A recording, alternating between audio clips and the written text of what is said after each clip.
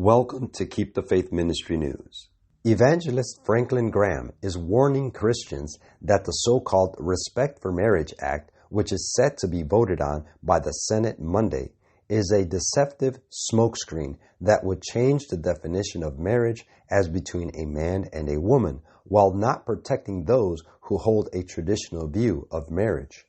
The Respect for Marriage Act could impact you, your family, your church, and our nation, Graham wrote on Facebook during the weekend. The name is a smokescreen, very deceptive. He compared it to the Democrats' so-called Inflation Reduction Act that did nothing but increase inflation and further hurt our economy. Quote, the current version of the Respect for Marriage Act being pushed by Senator Chuck Schumer is designed to provide strong protections for same-sex marriage, but it fails to protect those of us who believe marriage is between a man and a woman, explained Graham, who heads the Billy Graham Evangelistic Association and Samaritan's Purse. It is dangerous legislation that would be used against individuals, churches, and organizations who honor traditional marriage.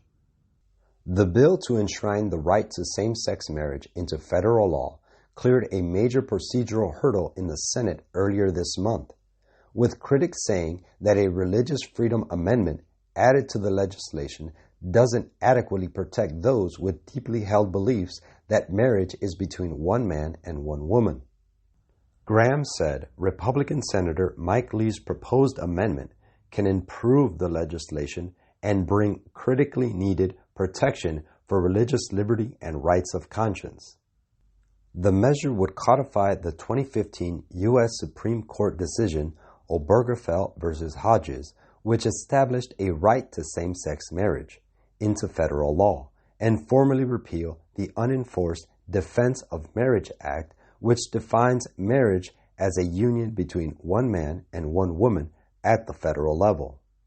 Graham urged Christians to call their senators as soon as possible and ask them to vote yes for the Lee Amendment or to vote no to the Respect for Marriage Act if it doesn't have this amendment.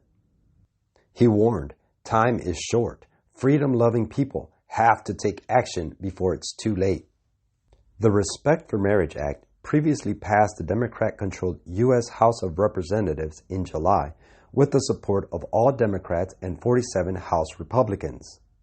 In a recent op-ed for the Christian Post, Tony Perkins, president of the Family Research Council, also warned that the bill, quote, opens the door to American persecution.